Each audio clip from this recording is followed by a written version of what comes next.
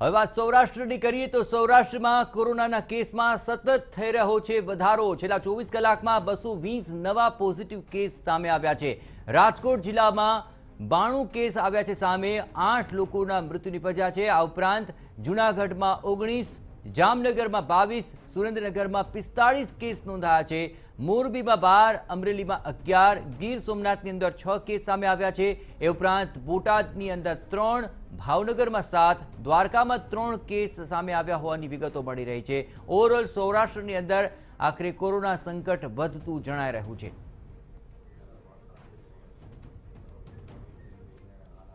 તો આખરે સૌરાષ્ટ્રભરની પરિસ્થિતિ ઉપર વધુ વિગતે વાત કરવા માટે જોડાઈ રહ્યા છે TV9 સંવાદદાતા મોહિત ભટ્ટ। મોહિત, આખરે તહેવારો બાદ હવે સૌરાષ્ટ્રની અંદર ધીમે ધીમે કોરોના સંક્રમણ વધી રહ્યું છે, શું છે હાલની પરિસ્થિતિ?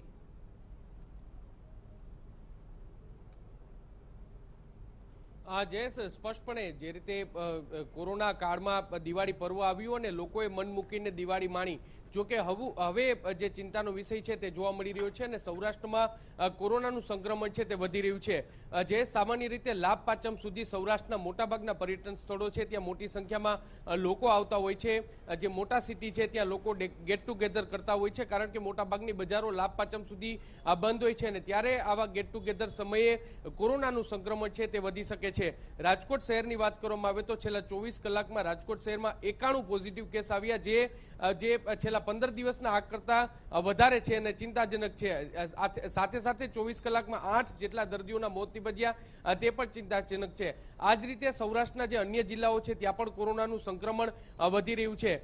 છેલ્લા 15 દિવસમાં જે રીતે દિવાળી પહેલાની વાત કરવામાં આવે જયેશ, તો કોરોનાનું સંક્રમણ છે તે ધીરે ધીરે ઘટતું જોવા મળ્યું હતું અને તેના કારણે અલગ અલગ ફેસિલિટીઝ છે તે બંધ કરવામાં આવી હતી। જોકે હવે જે રીતે આરોગ્ય વિભાગ છે તેને પણ આશંકા હતી કે દિવાળી બાદ કોરોનાનું સંક્રમણ વધી શકે છે અને એટલા માટે જ ફરી એકવાર જે આઇસોલેશન વોર્ડ છે તેની સંખ્યા વધારવાની વાત હોય કે પછી સમરસ હોસ્ટેલમાં ઓક્સિજન લેવલ વધારવાની અને ઓક્સિજન બેડ વધારવાની વાત હોય, તે તમામ સુવિધાઓ છે તે કરવામાં આવી રહી છે। આ ઉપરાંત સૌરાષ્ટ્રના અલગ અલગ વિસ્તારો છે ત્યાં પણ સુવિધાઓ વધારવામાં આવી રહી છે। અત્યારે સૌથી વધારે ચિંતાનો વિષય એ છે કે સૌરાષ્ટ્રના મોટાભાગના પર્યટન સ્થળોએ મોટી સંખ્યામાં લોકો એકત્ર થઈ રહ્યા છે અને તેને કારણે આગામી દિવસોમાં કોરોના વિસ્ફોટ થઈ શકે છે। જો તંત્ર દ્વારા યોગ્ય પ્રકારની વ્યવસ્થા કરવામાં ન આવી તો આ સ્થિતિ છે તે વધુ ગંભીર બની શકે છે।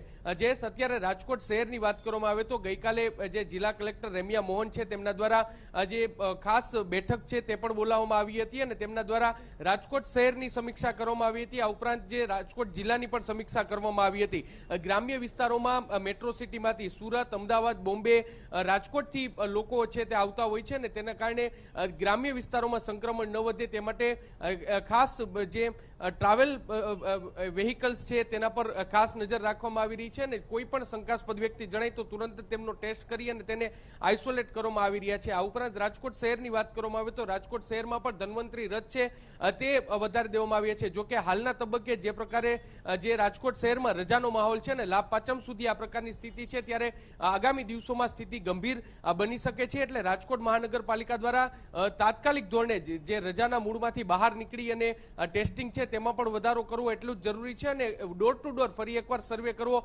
એટલું જ જરૂરી છે। મહાનગરપાલિકા દ્વારા લોકોને પણ અપીલ કરવામાં આવી છે કે જો પણ તેમને કોઈ પણ પ્રકારના લક્ષણ હોય તો તુરંત જ તેમને ટેસ્ટ કરાવી લેવો જોઈએ, જેથી કરીને આ સંક્રમણ આગળ ન વધે। પરંતુ હાલની સ્થિતિની વાત કરવામાં આવે તો અત્યારે ચિંતાજનક સ્થિતિ છે અને આગામી દિવસોમાં તે હજુ પણ ગંભીર બની શકે છે। જયેશ, બિલકુલ આભાર મોહિત, તમામ ગતિવિધિઓ પર આપ નજર રાખતા રહેજો। તો આખરે તહેવારો બાદ હવે સૌરાષ્ટ્રભરની અંદર આંકડાઓ કોરોના સંક્રમણના વધી રહ્યા છે, જે ચિંતાજનક છે। ખાસ કરીને રાજકોટ જિલ્લામાં 92 કેસ સામે આવ્યા, સુરેન્દ્રનગરમાં 45 નવા કેસ સામે આવ્યા છે।